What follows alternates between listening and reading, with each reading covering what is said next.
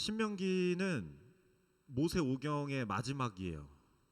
즉 여러분들이 지금 보고 계시는 하고 있는 공과 공부 책의 마지막 편이라는 겁니다. 공과책 다들 챙겨 오셨죠? 네. 그 공과책이 벌써 공과책 2권이 오늘로 끝이 납니다. 우리가 창세기나 출애굽기는 여러 번 다뤘어요. 근데 신명기는 단 한 번밖에 다루지 않아요. 왜냐하면 신명기는 매우 심플한 내용이기 때문입니다. 먼저 신명기를 하기 전에 신명기는 오늘 제목처럼 오늘 제목을 다 같이 한번 읽어볼게요. 시작. 네, 모세의 마지막 설교입니다. 신명기는 이거예요. 신명기는 모세의 마지막 설교예요. 가나안 땅엔 누가 들어가나요?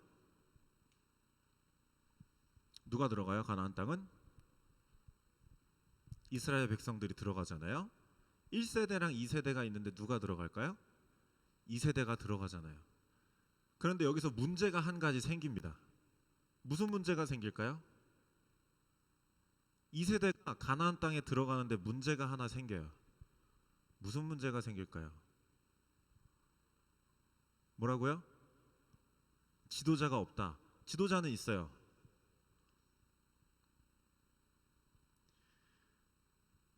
출애굽하면서 겪었던 10가지 재앙, 홍해를 건넌 거, 이런 모든 것들은 다 누가 겪었어요? 1세대가 겪었잖아요. 그럼 2세대는 뭐가 없어요?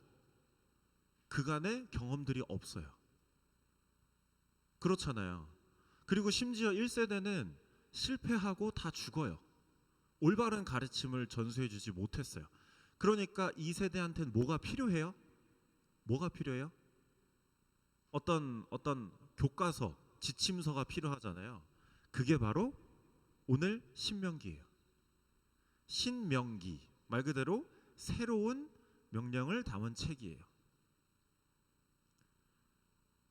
1세대 이스라엘 백성들은 어디서 하나님의 말씀을 받죠? 그렇죠. 시내 산에서 하나님의 말씀을 받는데 그거를 대표적으로 10가지 계명이라고 합니다. 10계명을 받아요. 10계명 이외에 다른 말씀들도 시내 산에서 받습니다. 이게 출애굽기에 나와요. 이 10계명과 다른 말씀들을 모세가 수정하고 보완해가지고 이스라엘 백성들 2세대한테 말해주는 거, 그게 신명기예요. 그러니까 한마디로 정의를 하자면 신명기를 2세대 이스라엘 백성들을 위한 출애굽기 업그레이드 버전이 바로 신명기라는 거예요. 나와 있는 말씀들은 매우 비슷해요. 매우 비슷해요. 출애굽기를 수정하고 보완해서 업데이트한 게 신명기예요. 이렇게 이해하시면 아주 편합니다.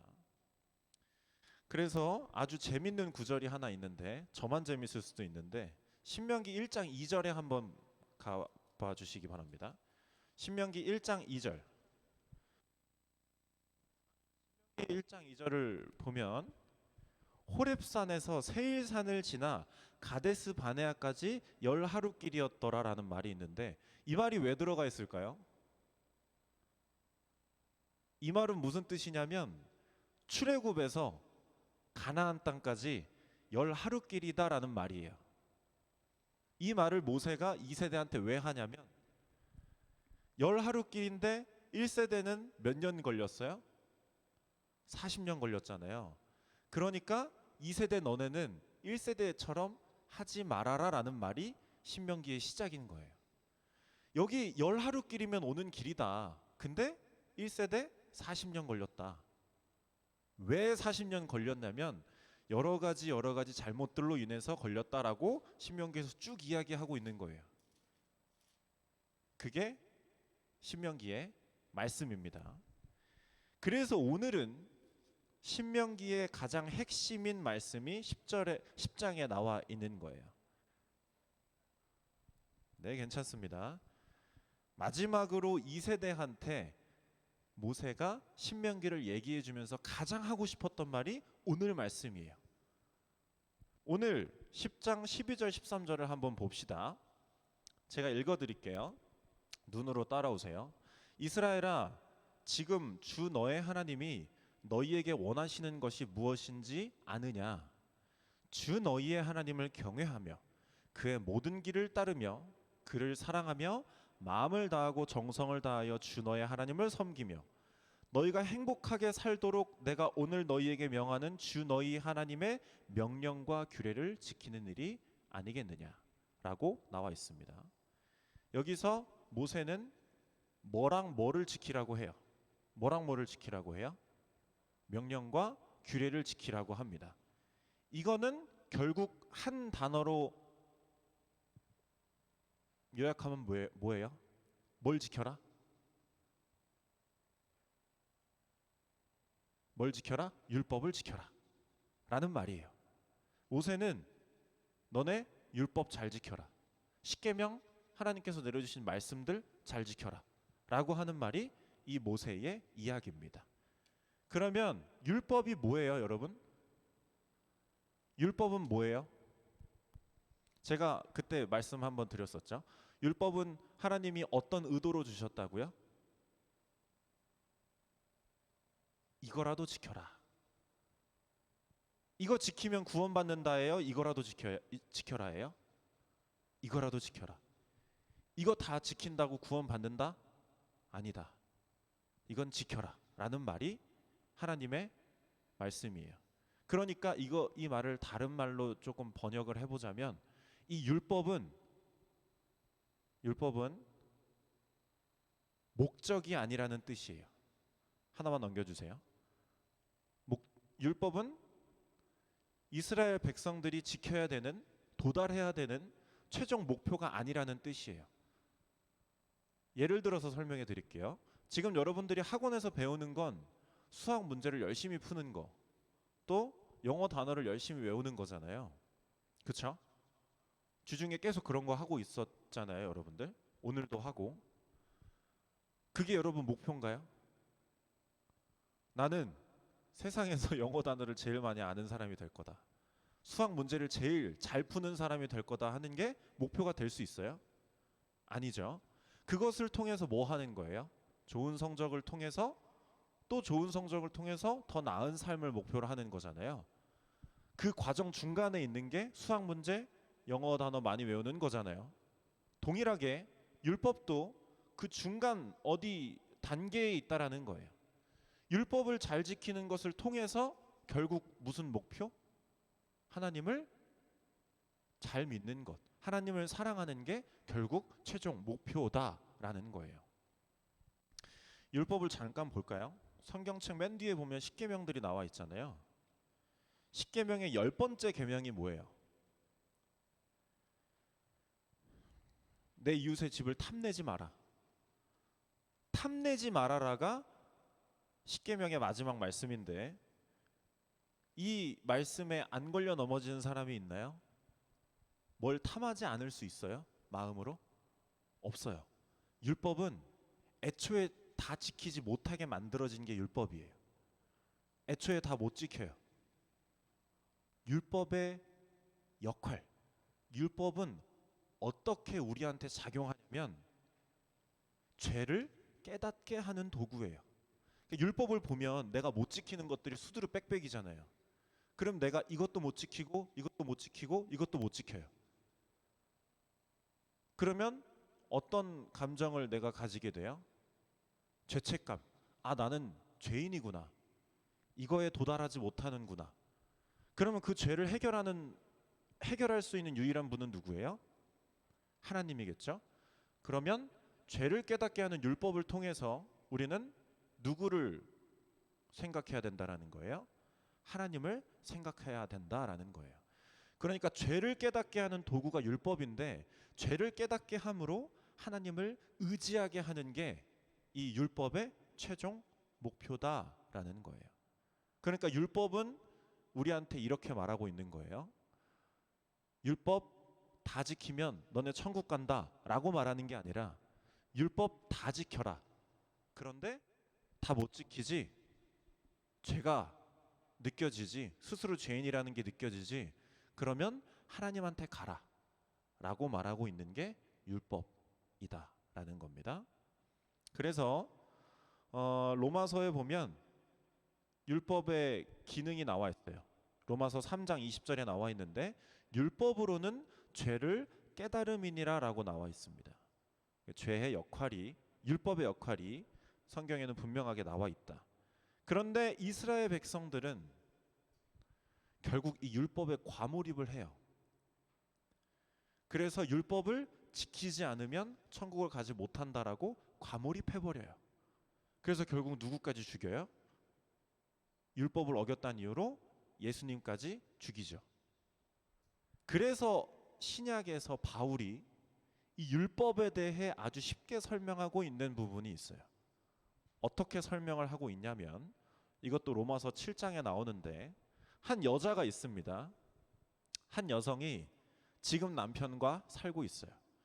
근데 그 남편은 주먹이 곧 법이다라고 생각하는 사람이에요.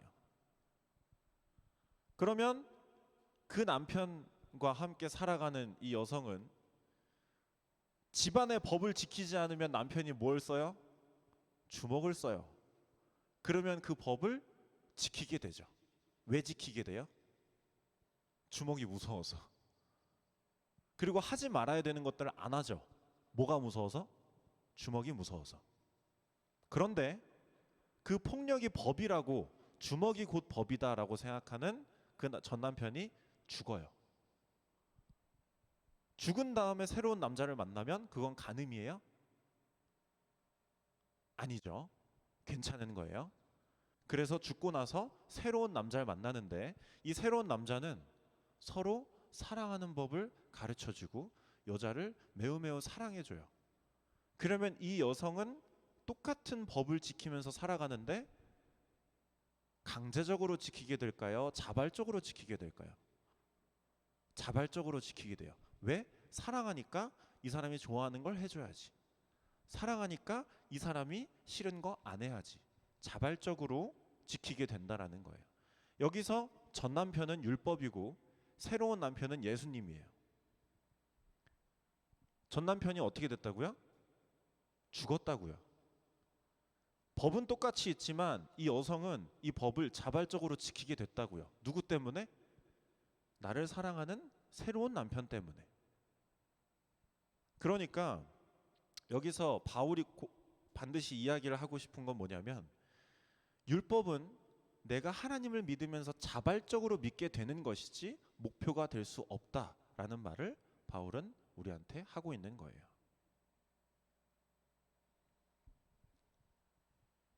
구원은 율법을 통해서 받는 게 아니라고 했습니다. 그래서 또 바울은 좀 더 강력하게 이야기를 하는데 이렇게 이야기를 합니다. 나는 율법에 있는 말씀들을 다 지켜서 천국 갈 거다라고 말하는 사람은 예수님에게서 끊어진 사람이다 라고까지 이야기를 해버려요. 그렇게 바울은 율법에 대해서 매우 강력하게 이야기를 하고 있습니다. 그래서 오늘 본문 말씀을 다시 봅시다. 본문 말씀에서 12절 13절에 보면 결국 모세가 하는 말은 명령과 규례를 율법을 지켜라 라는 말인데 그 밑에 14절부터 밑으로 쭉 한번 보세요. 어떤 내용이 나오는가? 14절, 15절, 17절, 18절, 20절, 21, 22절은 하나님에 대해서 이야기를 하고 있어요. 뭐 안 지키면 죽는다, 꼭 지켜야 된다 이런 말 안 해요. 하나님에 대해서 이야기를 해요. 그리고 16절에 보면 무슨 할례를 받으라 그래요? 마음의 할례를 받으라 그래요. 율법을 이야기했으면 몸의 할례를 이야기하는 게 맞아요. 문맥상. 근데 어디에 할례를 받으라 그래요? 마음의 할례를 받으라 그래요. 그리고 19절에 보면 누구 사랑에 대한 이야기가 나오는 것 같아요? 내 이웃에 대한 사랑의 이야기가 나와요. 그러니까 정리해 보면 모세가 율법을 지켜라라고 말한 다음에 하나님에 대한 설명을 쭉 하고 중간에 마음에 대해서 집중해서 이야기를 하고 이웃 사랑에 대해서 이야기를 해요. 그러니까 이 율법은 모세도 설명할 때 보면, 자세히 보면 율법을 지킴으로 인해서 천국 간다라는 말을 어떤 뉘앙스로도 하지 않고 있는 걸 우리가 볼 수 있습니다. 결국에 오늘 이 신명기 말씀을 통해서, 신명기를 통해서 우리가 마음속에 가지고 살아가야 될 말씀은 뭐냐면, 우리 눈앞에도 지켜야 되는 법칙들이 있어요. 교회의 규율도 있고 집안의 규율도 있고 하나님께서 말씀하신 성경들도 있어요. 그런데 이 모든 것들을 우리가 열심히 지킴으로 인해서 하나님께서는 아무런 도움이 되지 않는다라는 걸 알 수가 있어요. 하나님이 우리가 열심히 말씀을 지키고 하는 것들, 하나님한테 도움이 하나도 안 돼요. 무슨 마음이 없으면? 하나님을 사랑하면서 하지 않으면 아무 소용이 없다라는 거예요. 우리는 결국 그 중간 목표, 중간 율법까지만, 그 과정까지만 갔다가 거기서 멈춰 있는 사람이 되면 안 된다라는 거예요. 결국 그 율법을 통한 목표, 하나님을 사랑하는 것, 그것이 우리의 최종 목표가 돼야 된다라는 겁니다. 결국 말씀을 잘 지켜야지 하는 말을 잘 듣는 아이가 되면 안 돼요. 신명기는, 모세오경은 말씀을 엄청 나열하고 있지만 결국에 하고 싶은 말은 뭐냐면, 하나님 말씀만 잘 듣는 아이가 아니라 하나님과 정말 사랑을 나누는 아이로 성장해야 된다라는 말을 신명기, 모세오경은, 이 성경은 하고 있는 거예요. 말을 잘 듣는 아이는 어떤 반응이 나오냐면, 하나님 말씀을 열심히 잘 들어요. 이거 지키고 저거 지키고 이거 지키고 이거 안 지키면 안 되고 맨날 노력하면서 지켜요.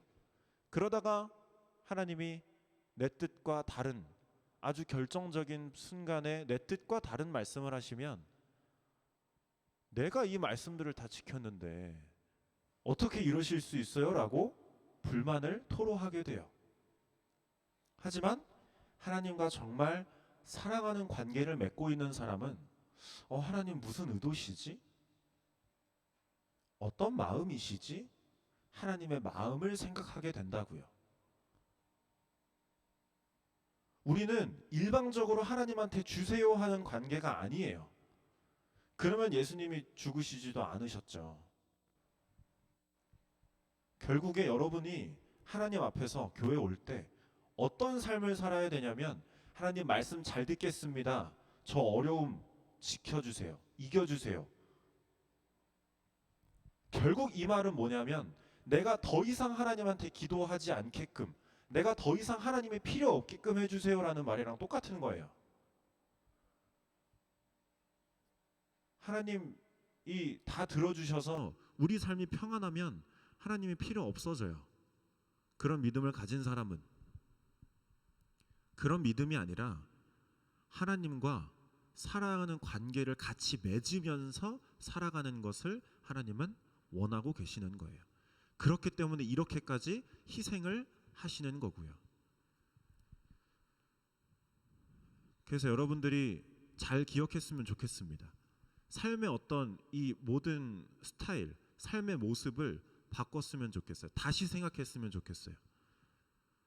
하나님한테 뭔가를 구하는 관계가 아니라 하나님과 관계를 맺어가는, 사랑의 관계를 맺어가는, 서로 사랑하는 사이가 되어가야 된다라는 걸 여러분들의 목표로 삼고 살아갔으면 좋겠습니다. 같은 말인데 이미 구원을 받았잖아요. 구원을 향해서만 열심히 달려가는 게 아니에요. 구원은 이미 받았으니 이제는 하나님과 어떤 관계를 맺을 것인가를 생각하면서 고민하면서 살아가는 그런 여러분들의 삶이 올바른 삶이라는 겁니다. 그래서 율법처럼 이 성경을 맹목적으로 그냥 지키면 나에게 뭘 주신다라는 마인드로 살아가는 건 성경을 평생 보고 교회를 평생 다니지만 잘못된 신앙이라고 단언컨대 말할 수 있는 거예요. 그래서 말씀을 잘 못 지켜도 괜찮아. 상관없어요. 하나님을 사랑하는 마음이면 결국 이루게 돼요. 결국 그 목표에 다다르게 돼요. 그 과정은 부족할 수 있어요. 그 부족함 때문에 너무 큰 자책감을 가질 필요는 없다라는 거예요. 이래서 하나님이 나를 싫어하시겠지? 이래서 하나님이 나를 미워하시겠지? 이런 생각은 가질 필요가 없다라는 겁니다. 부모님과의 관계랑 똑같다고 보시면 돼요.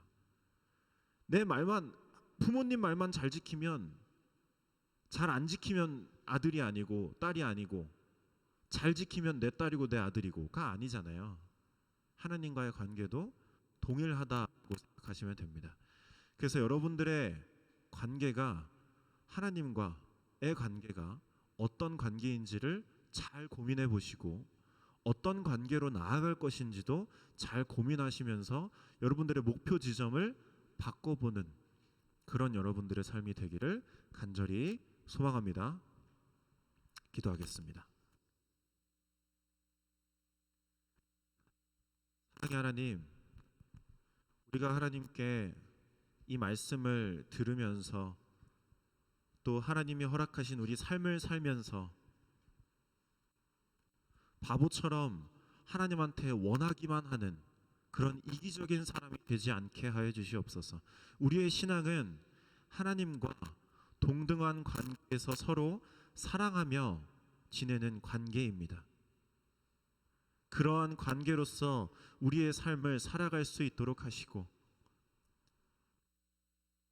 우리 삶에서 하나님의 사랑을 더욱더 깊이 느껴서 우리가 그 사랑을 향해 열심히 달려갈 수 있는, 우리의 삶을 하나님과 함께 살아갈 수 있는 그런 믿음 저희에게 허락하여 주시옵소서. 예수님 이름으로 기도드렸습니다. 아멘.